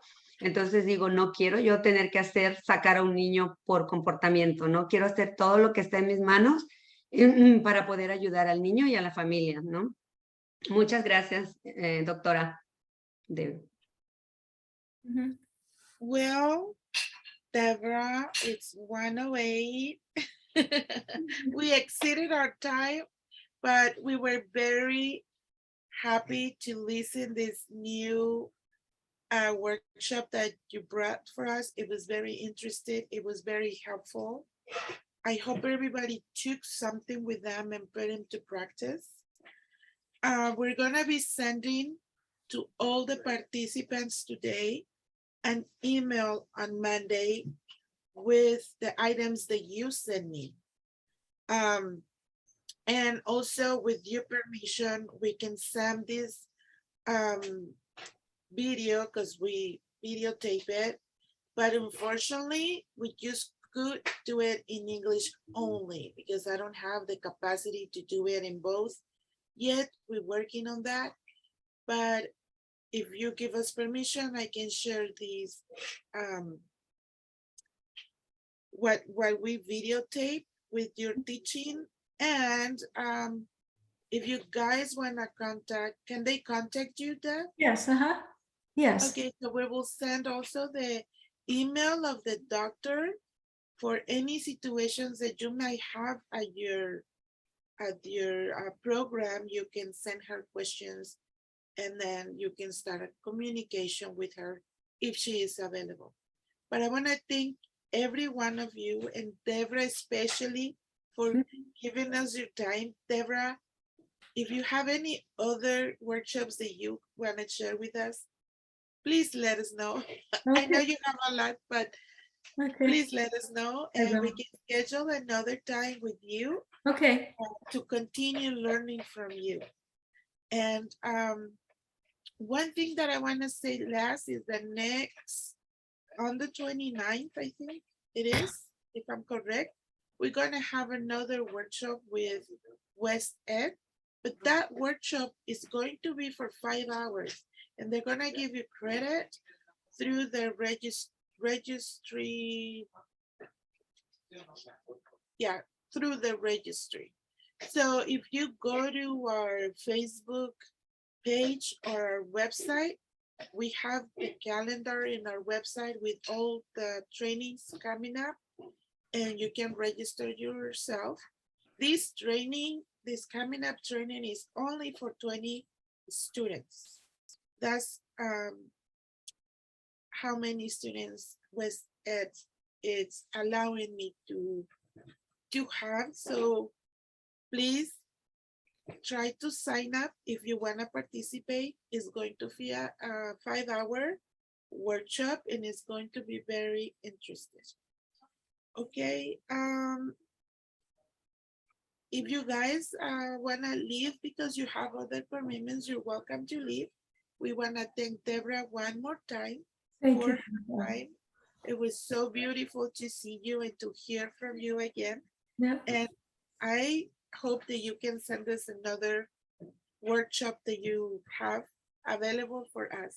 Okay, thanks for having me. Thank you so much. If anybody wants to stay here for any other questions, you're welcome to before Deborah leaves. Oh, she leaves. She left.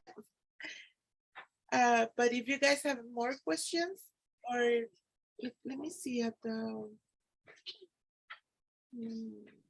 Gracias, Jessie. Entonces luego esperamos la invitación para el de 5 horas.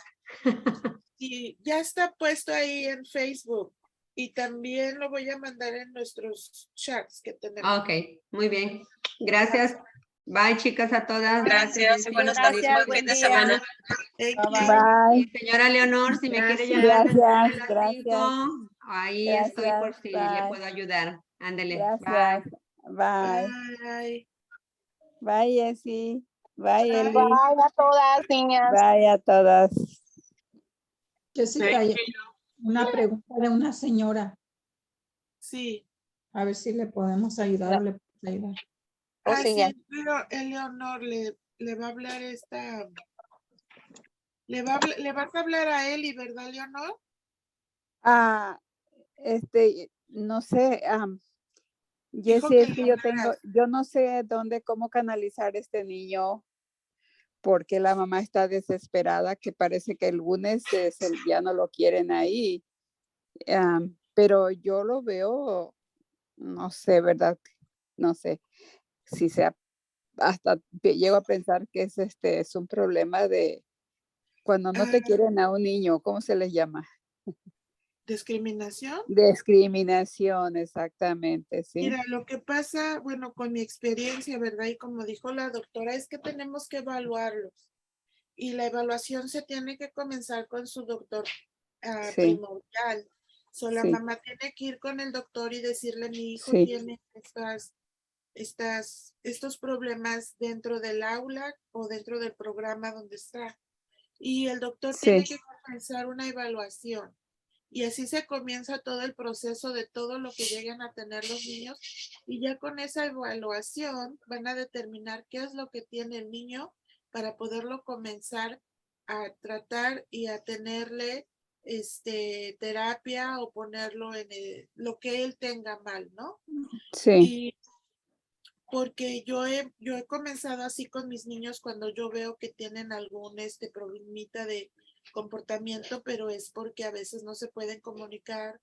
Tuve un niño que no escuchaba y lo habían expulsado de varios programas y empezamos primero con el doctor. Yo escribí una carta y le dije, mire, yo veo este comportamiento con el niño y necesitamos ayudarle a la mamá a saber qué es lo que él tiene. Comenzaron a hacerle los estudios y resultó que el estudio de audio no lo pasó porque no escuchaba.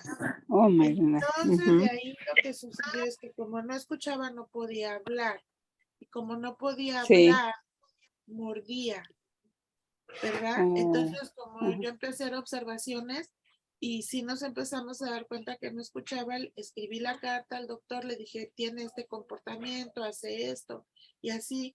Entonces la mamá comenzó todo el proceso. Fue un proceso como de unos 3 meses, porque ya sabes que tienen que empezar con evaluaciones y eso toma tiempo.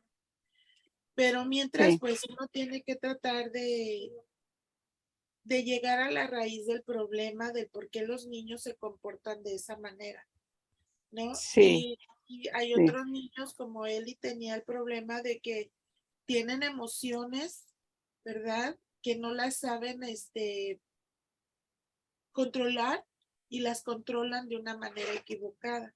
Y a veces nosotros, por no tener el conocimiento, pensamos que están teniendo,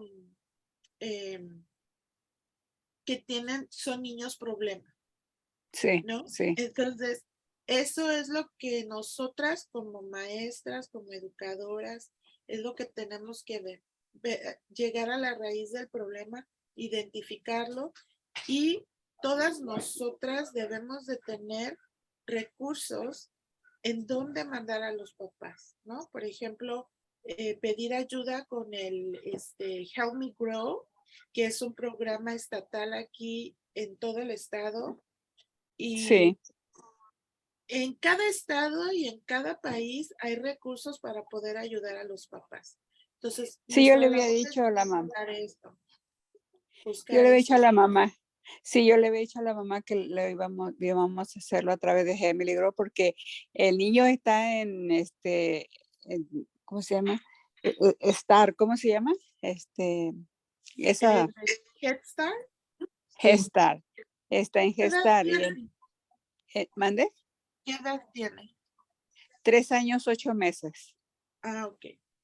Sí. Está Head Start en lo va, y Head Start no lo ha referido a nada, no le ha dicho a la mamá nada. pues es lo que te digo, ¿verdad? Porque según ellas no lo han podido referir a ninguna parte porque no hay de qué poderlo reportar porque está bien. El único problema que tiene es que molesta mucho a los niños. Entonces le dice la mamá, bueno, yo sé que mi hijo hay algo que yo no alcanzo a ver, pero ustedes a través como maestras me pudieran decir dónde lo voy a llevar. Pues le dicen que ellas no pueden mandarlo a ninguna parte. Y lo único que le dijeron que probablemente este lunes era el día este lunes que viene era el último día que lo iban a tener. Y siempre, desde el año pasado, como yo voy por ellos deben entregarlo a las 5:30, pero yo iba a las 3:30 y así me lo traía. Ya este año que empezaron las clases, ya empezaron. ¿Por qué no ha venido? Le digo, porque la salida de él es a las 5:30. No, pero es que el niño se quiere ir. Bueno, entonces ya yo... Lo que puedes hacer es, ¿quién es tu coach de Quality Star? Es Wanda. Entonces escríbele a Wanda y dile ese problema que estás teniendo para que ella te ayude a buscar recursos. Ok. Si Crow no puede ayudarte o el doctor principal, pero, o sea, lo básico es el doctor, porque Sí. el doctor tiene que hacerle evaluaciones y después de las evaluaciones, él tiene que referir a los especialistas. Sí. ¿Verdad? Y porque todavía no entra a la escuela. Si estuviera en la escuela, entonces se haría por medio de los distritos escolares. Sí. ¿Verdad? Sí. Pero yo creo que tiene que empezar con el doctor. Tú escribe una carta de lo que tú ves y que la mamá pida esa cita para evaluar al niño tanto en su comportamiento, en su habla, todo lo que tiene que hacer el doctor. Sí, sí. Y de ahí ya se comienza todo un proceso. Pero Wanda también te puede ayudar a buscar recursos. Sí, porque sí. Si estuviera más chiquito, entonces hubiéramos contactado al centro regional, porque ellos trabajan con niños menores de 3 años. Sí. Bueno, yo voy a atender mi reunión o voy a hablar con Wanda, porque la otra vez sí me refirió ella, Wanda, con una compañerita, una psicóloga, y sí la atendieron a las niñas. Entonces eso voy a hacer. Sí. Eso voy a hacer. El QIRS, el programa de estrellas, nos tiene muchos recursos. Sí, sí. O a esta Viviana, también puedes mandarle un mensaje y decirle esto es lo que se está pasando. O puedes mandar un mensaje para las dos, para Wanda y Viviana, y entre las dos pueden ayudar. Muchísimas gracias, Jessica. Gracias por todo. Y está muy interesante, estuvo muy interesante la clase de hoy. Y es que la ¿verdad? doctora Debra hace unas presentaciones muy bonitas porque ella enseñó también, entonces sabe lo que nos pasa a nosotros en nuestro ambiente. Sí, Me gusta sí, mucho y sí, habla sí. muy despacio y usa un vocabulario que podemos entender bien. Muy, muy sencillo para al alcance de nuestros Sí, me conocimientos. gusta Muchas mucho. gracias. Ay, Gracias, Leonor, Jessica. cuídate mucho. Hasta luego a Igualmente. todas. ¿Ya Adiosito. nadie tiene Gracias. preguntas? Gracias. Bye. Bye. Bye, gracias. Bye, Imelda. Bye, Gusto Jessica. verte. Igualmente. Adiós. Adiós.